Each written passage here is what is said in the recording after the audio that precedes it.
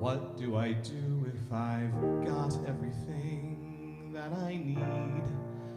It's a question that no one's prepared me to answer. Where do I go if I'm right where I'm supposed to be? Where do I go if wherever I am home? It's a question I'm presently wanting to answer. If the usual way doesn't work for me now, there's a void I know nothing about. What if the race is over and we all automatically win? What if the game is ended long before it even begins? What if the test has been taken and we're all passing again and again? If the race is over, what then? What do I say if it's all perfect anyway? What do I say if I'm not here to change anyone? It's a question I truly don't know how to answer. How do I live if my life is eternity? How do I live if I'm no longer afraid to die? It's a mystery, no one can give me an answer. If the usual way doesn't work anymore, there's no map for what life has in store.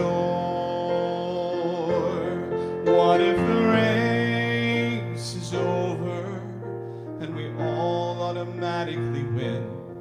What if the game is ended long before it even begins? What if the test has been taken and we're all passing again and again? If the race is over, what then?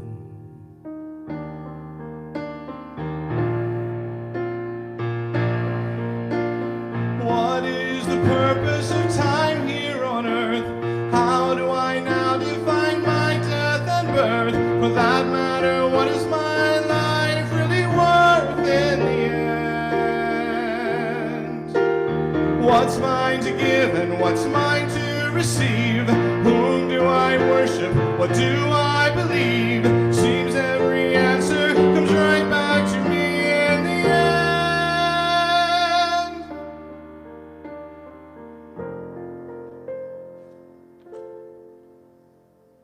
And what if the race is over and we all automatically win? What if the game is ended long before it even begins? What if the test has been taken and we're all passing again and again? If the race is over and we're all born victorious, if the race is over,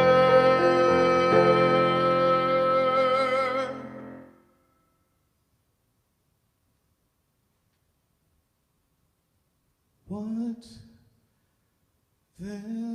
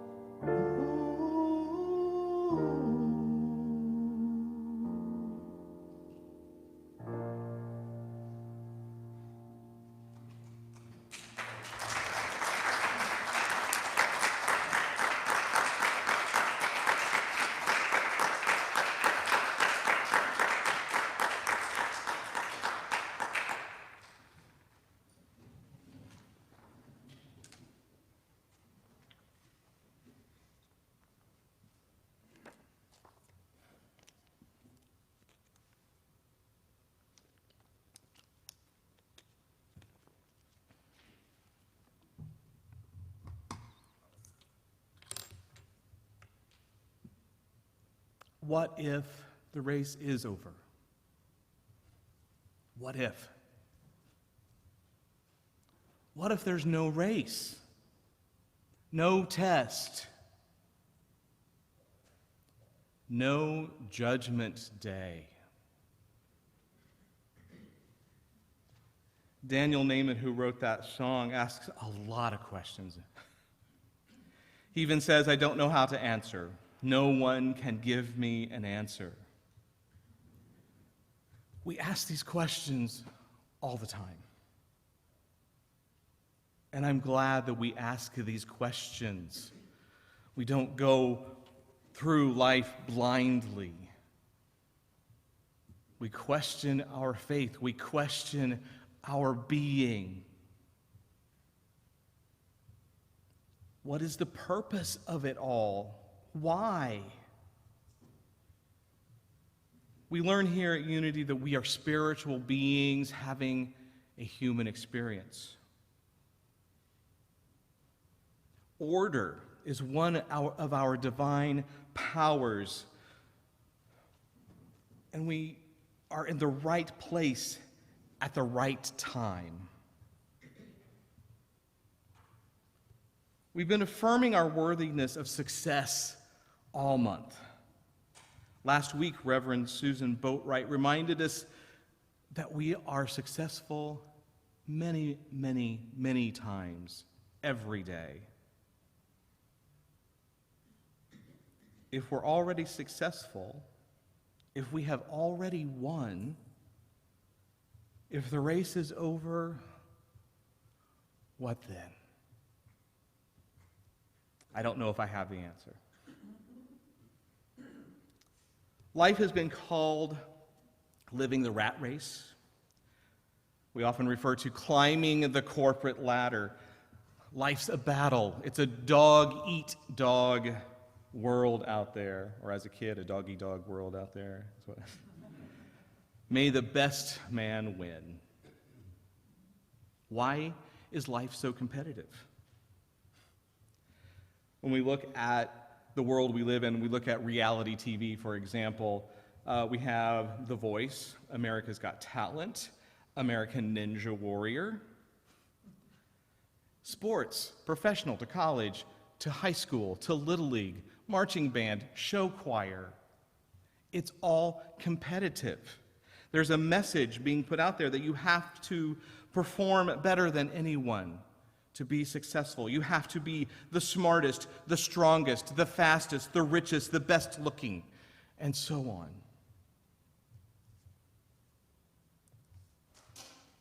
A sentence that I pulled off of truthunity.net, I don't know who to give credit to because it wasn't listed, but it says, our destiny is determined by our own decisions, our willingness to act upon them.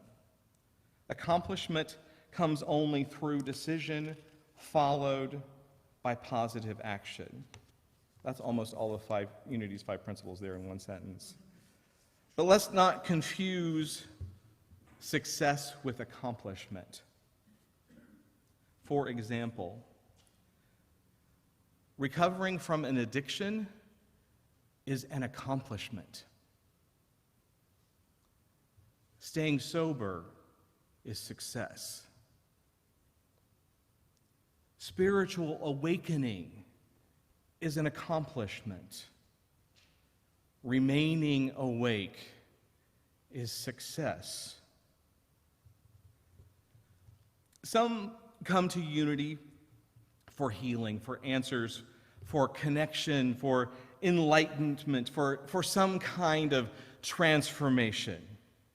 Many of us have our own stories of why we came to Unity, and oftentimes it was we were searching for something. And those of us that stay here say we found home. Even a part of our mission statement says that we are here to inspire conscious transformation. And many, they come here, they find what they were looking for, they reach it, and then they move on. I was like, oh, cool, I went to Unity one day, and there was this great affirmation. I got it. I felt so good when I walked out the door, went back, and my week happened, and forgot everything, and life continued to happen the way it was before they came to unity. There's a Buddhist saying that I like. It says, before enlightenment, chop wood, carry water. After enlightenment, chop wood, carry water. I add to this, once you've awakened, don't go back to sleep. Stay awake while chopping wood and carrying water. Stay awake in your daily activities. Stay awake in your work. Stay awake when doing dishes. Make it a mindful activity. We come here for these lessons, and we may sit out here in these chairs and think, I've heard this lesson over again many, many times. I don't need to come here anymore. I've learned everything that I need to do. I've been coming for years. I'm getting, it's the same, they say the same three things over and over again. It's just different ways, but they just say the same thing over and over again. So the race, it's over. I've learned all there is to do. I don't know why I have not ascended yet. But I've accomplished what I've sought after. So what do I do now? What then? You continue to live the lessons. You practice them. You share the lessons. You become successful at living the life of being Spirit-led. In 12-step groups. Once you've gone through the 12 steps, you're not done. You help somebody else go through those 12 steps. And so on and so on. In Matthew 4:18 through 22, and by walking by the Sea of Galilee, he saw two brethren. We're talking about Jesus here. He saw two brethren, Simon, who is called Peter, and Andrew, his brother, casting a net into the sea, for they were fishers. And he saith unto them, Come after me, and I will make you fishers of men. And they straightway left the nets and followed him. And going on from thence he saw two other brethren, James, the son of Zebedee, and John his brother, in a boat with Zebedee their father, mending their nets. And he called to them, and they straightway left the boat and their father, and followed him. So what is it to be fishers of men? Again, this is from truthunity.net. To be fishers of men means to draw man out of negative life thoughts into positive spiritual thoughts. This lays the foundation for spiritual power and for healing. When the healing power of the world is active in the whole, when the healing power of the Word is active in the whole consciousness, what is the result? When the healing power of the Word is active in consciousness, the fame of this wonderful power spreads.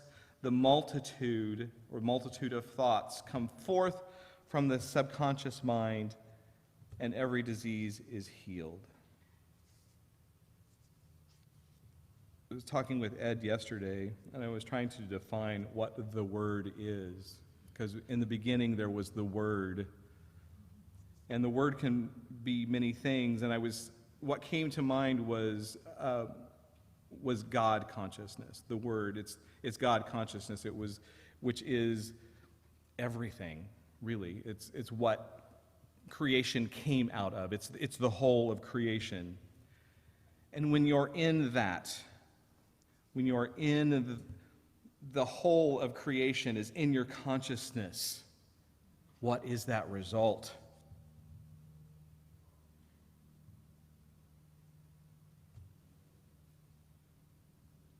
It's when we are in that consciousness that we heal, we grow, we rise in consciousness, we awaken our spirituality.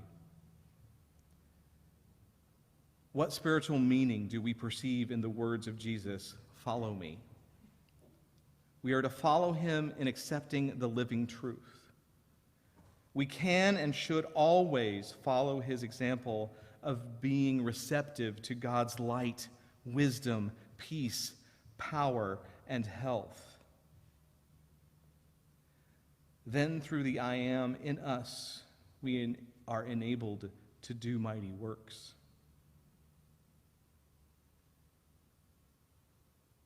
We are to be receptive to God's light, wisdom, peace, and power and health. I am that I am has sent me to be the voice, to be the heart, to be the example of heaven here on earth. The founder of One Spirit Interfaith Seminary, Reverend Diane Burke, this is where I have my ordination. She has this vision that she shared with my class, and this isn't.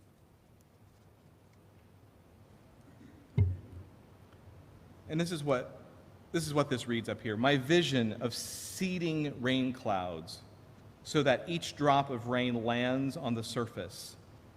Ripples go out from each of these centers. You are these raindrops. You are the center of what radiates out from you. That is how we make a difference. We are each that raindrop. We are each centered in and as the light and wisdom and peace and power and health of God. And we spread that out, that ripples out from our very center, our very being.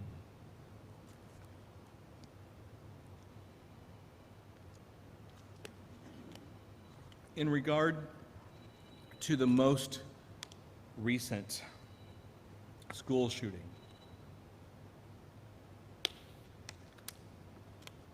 there's a lot of people saying our thoughts and prayers are going out to the folks in Texas, to the school, to the families.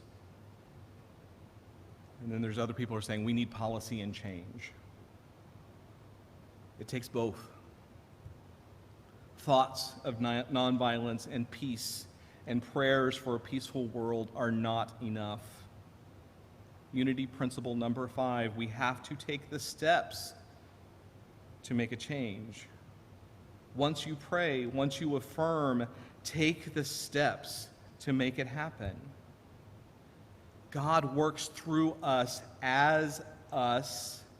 God does not manipulate us as if we are puppets. We are where the divine moves and breathes and has its being. Again, I am that I am has sent me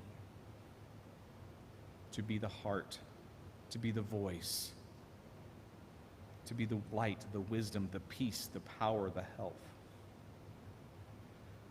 Some say that the world is broken. Some say that the system is broken. Everything is broken.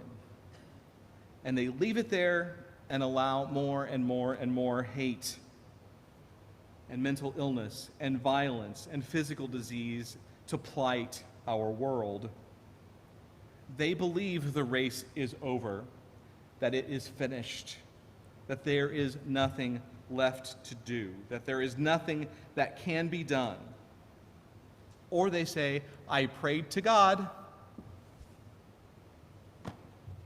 It's in His hands now. Yes, we can release and give it up to God. We do this all the time. We do it through the burning bowl. We do it through affirmations. We do it when we sing, I release and I let go. We release to God all the time, but we're not saying, hey, God, here it is, I give up. We say, here, God, this is yours, take it from me. And then we work together to move forward and to move on. I know I say this a lot, and I will say it again today. Every Sunday at the end of the service, we sing, let there be peace on earth and let it begin with me. Last Sunday we sang, "If it's to be, it's up to me. Let me be the peace. Let me be the voice. Let me be the love, the light, the wisdom." In these times where it seems to be hopeless, be the hope. This month, as we have been affirming success, we have also been saying that we deserve to pursue meaningful endeavors. We can pursue a world filled with love, where people take care of each other, where dog eat dog is no longer a phrase. Archaeologists say that the first findings of civilization is a healed femur bone. That means that someone took the time to help someone else who was injured to heal instead of leaving them there for the elements and the wild animals. It's the first sign of civilization.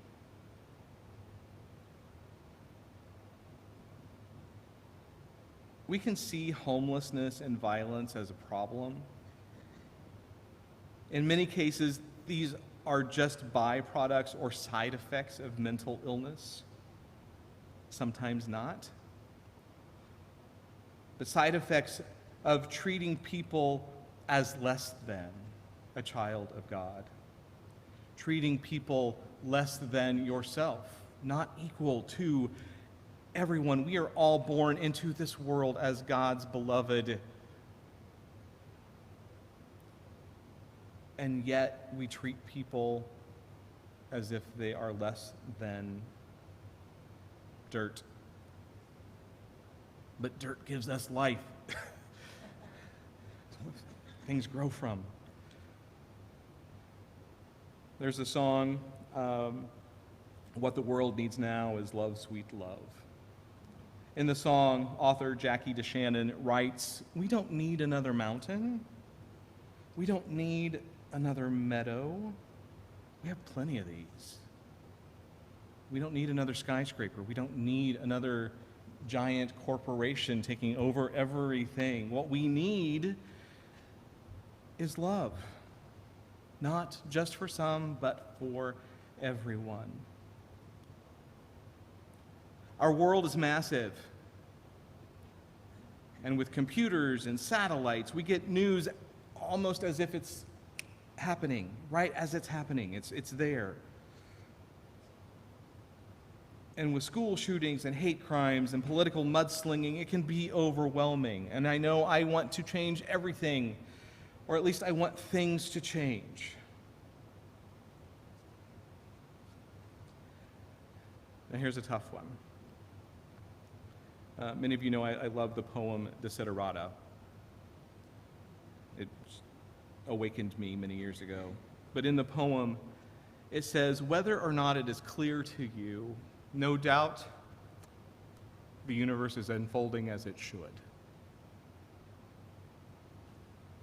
Daniel Naiman says in the song, "What do I say if it's all perfect anyway? What do I say if I'm not here to change anyone?" If it's all perfect, what do we do? Again, I don't know if this is the answer. This is just something I saw and I thought was humorous. And we can... Oops. There we go. So, what's not my job? Not here to fix or save people. I'm here to love people. That's my job. Not my job to be liked. My job is to be authentic. Be who you are. Don't worry if people like you or not. Not my job, do it all. Do everything. You can't do everything. It's too much. What is your job? The next step. Just take the next step. Not my job to please everyone. It's a hard one for me. I'm a people pleaser. My job is to speak my truth. Not my job, hold it together. God knows. I have my own breakdowns, thank goodness, because it's not my job. My job is to breathe. Carol, will you go ahead and just forward that on. Thank you. Yes, we need to pray. Yes, we need to take action. We do not need to put it all on ourselves, or as individuals, or even as a small group, or even as a big group. We may not see the difference. We may get discouraged and feel that we have lost and just give up. We are each a raindrop, centered in and as God, the divine, making ripples of love, a ripple of change, a ripple of good. If you guys go ahead and come up. Janice Stanfield wrote, "I cannot do all the good that the world needs, but the world needs all the good that I can do." Let's sing that right now.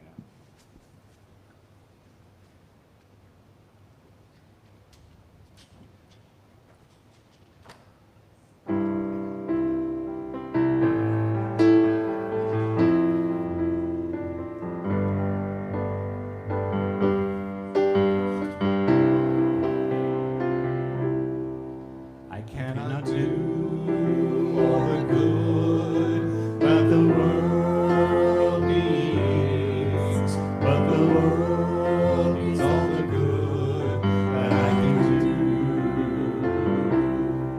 I cannot do all the good that the world needs, but the world needs all the good that I can do.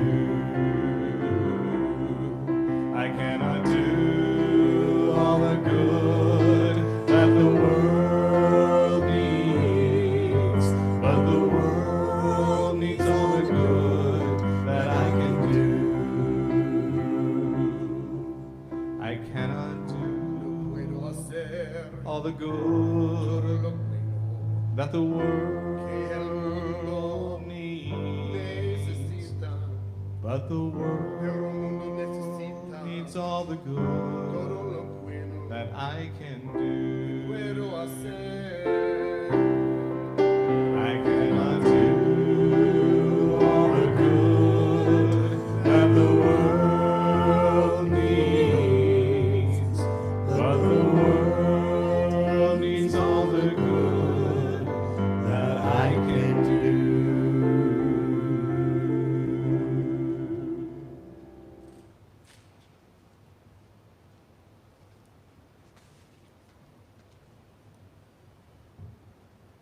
The world needs us to do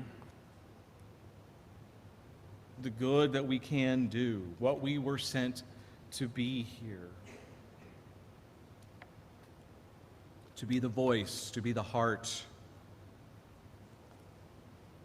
to be heaven here on earth.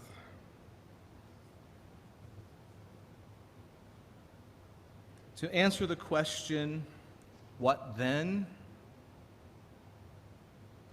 Be who you were sent here to be. Be the voice, be the heart, and create heaven here, right now.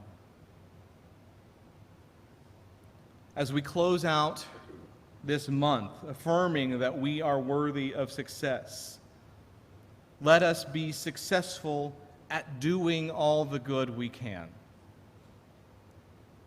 Let us pursue a peaceful world, a kind world, a safe world, and claim positive outcomes by knowing it is so. And so it is. Amen.